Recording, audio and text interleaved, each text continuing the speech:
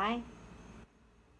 It's a little cozy rainy day out here today, and I was contemplating something that I read. And this is how it goes. This is a little quote that I read. I wanted to share it because it's quite interesting, I think. And it says this. Let's see if I can remember it exactly. We would rather do what's expected of us instead of being, doing, and having what really feels good and awesome and amazing to us.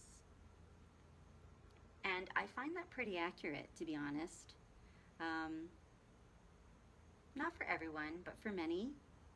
I find that, we get the job done, we check off the checklist, and we do what is expected, right? We get it done because that's our job. Or as a parent, right, we're doing what we need to do. We're taking our kids where we need to take them, and we're putting them in sports, and we're doing their homework, we're getting that list done. We're doing what's expected. We have our job because our family says we're supposed to have a job, and we're making money, and right, we're doing what's expected of us. And we would rather do that sometimes, not all of us.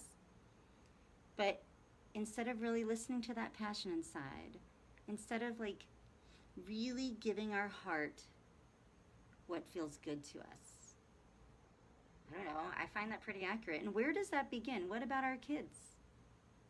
Same? That's where it begins. My opinion is that's how it starts. Because our kids, all kids, I mean, they're wired, right? They're wired to come in and want what they want. They cry when they're hungry. They want that. They're not saying, oh, I better not cry. I'm not expected to. Kids want what they want. This is how they know to be in the world. And it continues that way until one day there's this process that happens. There's this thing that happens. And it's this, I don't know if it's conditioning or I've called it that before. And I understand why it happens, but for example, in the classroom, right? We want to create a peaceful environment. So there's behavioral charts and systems put in place so that everyone kind of does what the teacher expects, so that everything gets done on time, we get the checklist done. And I know there are things changing. I know that people have class meetings and they do things a little bit differently now, and I know that there are schools that do things very differently, and that's great. However, that's how it starts. So then the child is learning, I have to do what's expected. And then when a child bucks that system, then there's a problem. We call it a behavioral problem. We call it all kinds of things. We say, well, this child is challenging, or this child's a stinker, or they don't want to comply. It's non-compliance. This is what we call this. And it's interesting because why do we want our children to squash their passion? Because then they grow up to be adults who do the same thing. Right? And we don't want that, right? No, we don't. We just don't know. We don't realize that we're doing that, I think. That's how I feel anyway. So here's my idea. Tell me what you think. We take a different approach. we realize the kid who's bucking up against the system, the kid who's really feeling frustrated or angry about, hey, they know our kids are wired to listen to their heart, to listen to their passion, to listen to their knowing, right? And we sit down for a minute, or we take a step back, and we take a perspective of where's this child coming from, instead of trying to make them be something or make them follow what I'm expecting of them. No way. Let's listen to them. Let's find another way. Let's give them tools to understand their perspective, where they're coming from, because they might not even understand why they feel so angry. They just know, I don't like that.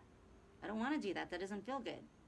So give them some tools to be able to recognize where this is coming from for them. And then to be able to have perspection of the other person, such as the parent or the teacher. It would be really important for us if our students and our children understood our perspective. It's mutual love and mutual respect and mutual understanding. They're people just like us. And even though there's pressure for the teacher, we got to get it done, There's pressure on the parent, stress, I got to get this done, I got to get groceries, got to get the bills done, I got to get home, got to get them to football, got to get them to piano. It's still, I and I'm both, right? I've been a teacher and a parent. The most important thing is to help our children understand themselves deeply and the perspective of everyone in their lives, so that they can see that the value of choosing to do what feels good for them and understanding why this is showing up for them is key, so that they can choose. Yes, transformational change, exactly. Let them get there in their own way. That's right. So we're giving them tools so they can realize this and they can choose. Yeah. Because teachers really don't like controlling their kids. I can tell you that. I've had enough experience in the school systems and friends that are feeling really frustrated by that. They just don't really know. They don't know what else to do. They have all these tests they have to do and all these pressures, and it's stressful. And they love their students and they want to hear what they have to say. They want to give them some more freedom. And I've been teaching a long time. There used to be a lot more freedom. It's shifted. There used to be a lot less testing. So our kids are feeling a little bit like, not all of our kids, but there are kids out there that are here to change the world. I mean, they're just kind of like in this place of, no, that doesn't feel good. And we call that resistance and all kinds of things. And they're just listening to their heart. And they're feeling like something doesn't feel right here.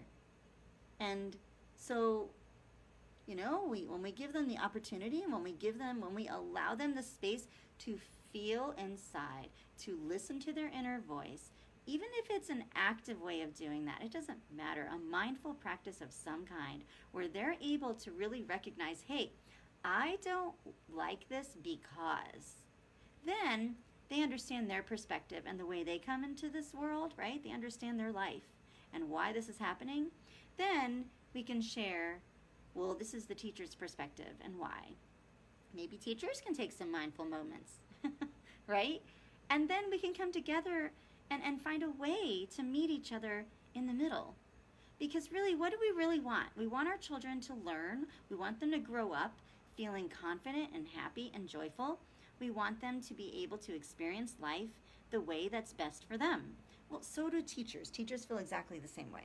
It's just the system can be skewed sometimes, I guess. So, yeah, we want our children to grow up. That's right, Tracy, I agree with you. We want our children to grow up already being in this and knowing this and moving through this, so that when they're not, 30, 40 years old, having to move through it later. And honest to goodness, our kids are wired to already know this. And that's the reason why there's so many kids, this is my opinion, that's the reason why so many kids are on anti-anxiety meds and other kinds of medications, because they're speaking out, they're reacting, they're acting in a way to say, hey, listen to me, please see me. This is different. The world is different now, and our future is ours, and we need to create it differently. We need other ways. And yet we're still, wanting to put them in this box that worked, hundred and something, hundreds of years ago. That's not working anymore. I mean, it works for a small percentage of children, and really, my question is, does it really? I don't know. I don't. Is it squashing their dreams? I mean, kids have dreams too. Kids have passions, We want them to see it. Yeah, Tracy, no box. So, I don't know. I just feel like giving them the tools, getting into the schools. And I know there are more schools bringing in mindfulness. It's not just mindfulness. It's showing our children to reframe their thinking. Where does this thinking come from? It comes from a belief that showed up somehow in their being. And our kids have their own particular path as well as we do, of course. So every kid's different. So coming up with this one way of having a mindful movement, it just isn't really the way either. That's still putting kids in the box. Everybody, as you and I know, we all learn and grow and evolve differently, and some of us use the same tools, some of us use different tools. Kids are exactly the same. Cindy, you're right, some beliefs do come from family systems, and when we can show, when we can work as a family and show our children where this root is coming from, and we all work together to move through that, kids are quick. They move through stuff fast. It's when they're stuck in that play, that they're not able to get out of it. Just like us, they're not any different than us. The only difference is that they can move through it faster than we can. They're more open, they're more willing, they're more aware than we are, I guess you could say. Because it takes us time to figure it out, where they're like, no, this is how it is, they get it. We need to keep up, yeah.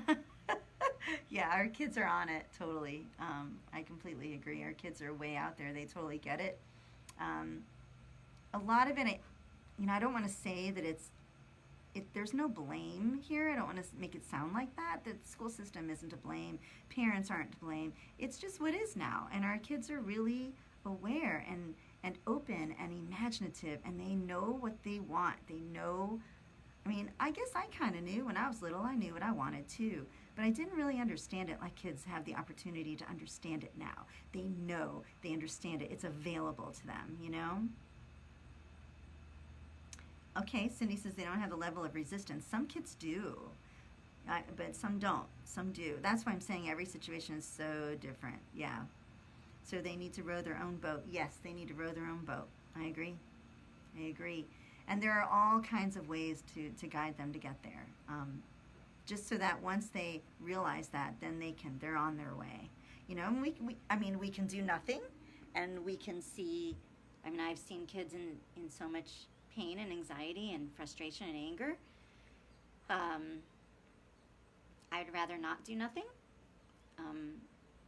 I would rather offer them some guidance and solutions, and then see what they come up with, because they come up with their own stuff all the time. They've got it, but we just need to open the door and say, here, welcome.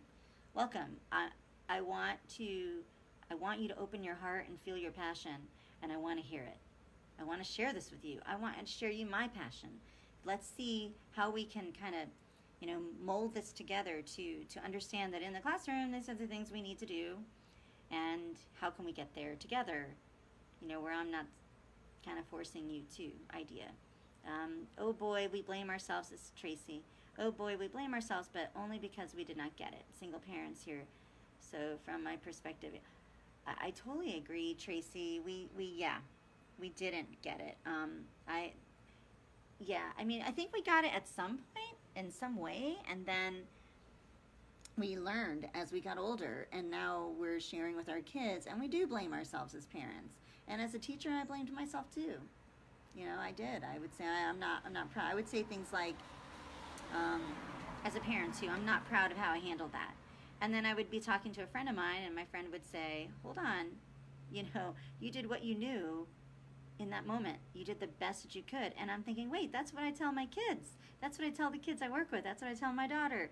Exactly. So the way we want to treat our beautiful, loving children and guide them in a way to listen to their hearts, we can talk to ourselves too, because we're all in this together. I have not read Gatto and his perspective. Let me read that whole thing there. I'm going to click on that. No, I have not, Cindy. I will look that up. Thank you so much. I've read a lot, but not that. Thank you. I appreciate that. I'm sure I have similar ideas of that as well. I'm sure. I've been teaching for a long time. 17 years later, Tracy, yeah, it's never too late.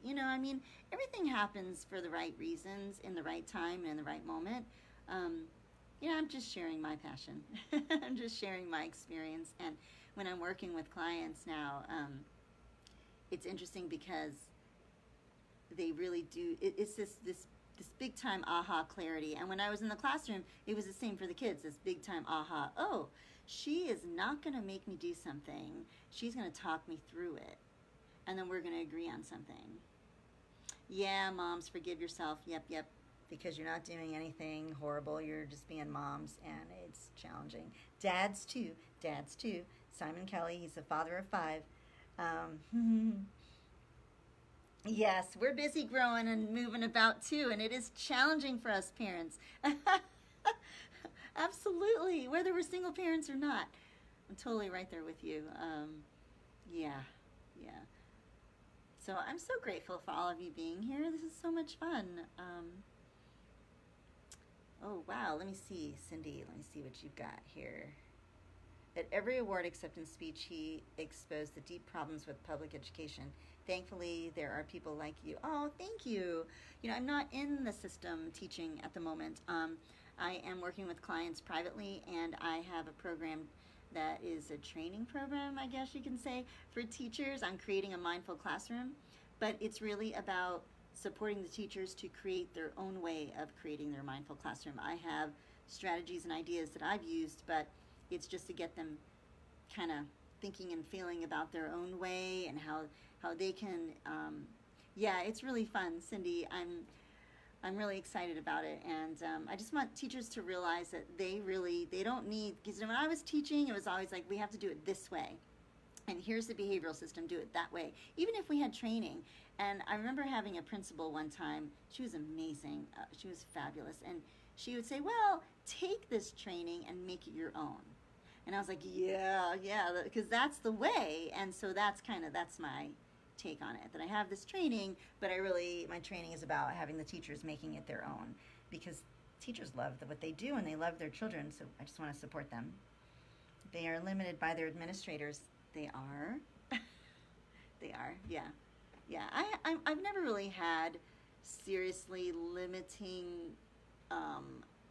awful administrators, but I have had administrators that have said, no, don't do that, do this. And I guess that's limiting, but, I kind of still always did what felt right for me anyway. Yeah, that's me, That's me. I can't. That's why I'm out here doing this now, because, the system as a whole can be, it's an old system, and we need to change it. We need to create it into something new, and it's happening, and I just get a little impatient. So I just thought I'm stepping out and doing my thing too. Yeah. Yeah, I know. I think I was just protected from the universe there for so many years, and this time it was time to step out. Yes, Simon, awesome responsibility. Yeah, kill it and do something that works. Exactly. Our kids are worth it. They've got this, and they're ready for their future. We just need to kind of guide them along and give them the tools until they don't need the tools anymore, so that the conditioning has been unraveled and they're able to step out on their own and feel what they feel and recognize it and act on it, whatever that is, because every kid's different, and I am not into telling a kid this is what you should do. Like today, I found myself telling, oh, my hand's in the way there. I found myself telling my daughter, hey, do you want to do your homework? And then I was like, what am I doing? I'm telling her to do her homework. So I said, well, you don't have to do it. It's up to you. I was just reminding you. I took that step back. And I never have to talk to her normally. She's so independent. She does it, but it came to mind, it's so hard to get out of that conditioning. Yeah. So I hear you guys. I love you guys. I'm so grateful you are all here. Please continue to share. And if you feel, what's the word? If you feel inclined or inspired to, please share this video. I'm going to add my little link to my website on there too. And check it out. I'm just so grateful that you're here and sharing with me. I'm so glad. I love sharing this with people who feel the same way. Another great thinker in the area is, Rudolf Steiner, amazing man. Yes, Maria Montessori is one of my favorites too. Awesome. Yes, I love Waldorf. Oh, I'm so glad I was here to do this. Thank you. You guys are fabulous. I love you all. And keep showing up and doing your thing. You guys are fabulous parents and people in the world, so keep doing it. Kids you're modeling for your kids, and they're taking it on, so thank you. Have a great afternoon or a great evening, whatever time it is, wherever you are. Just have a great and I will talk to you soon. Love you all.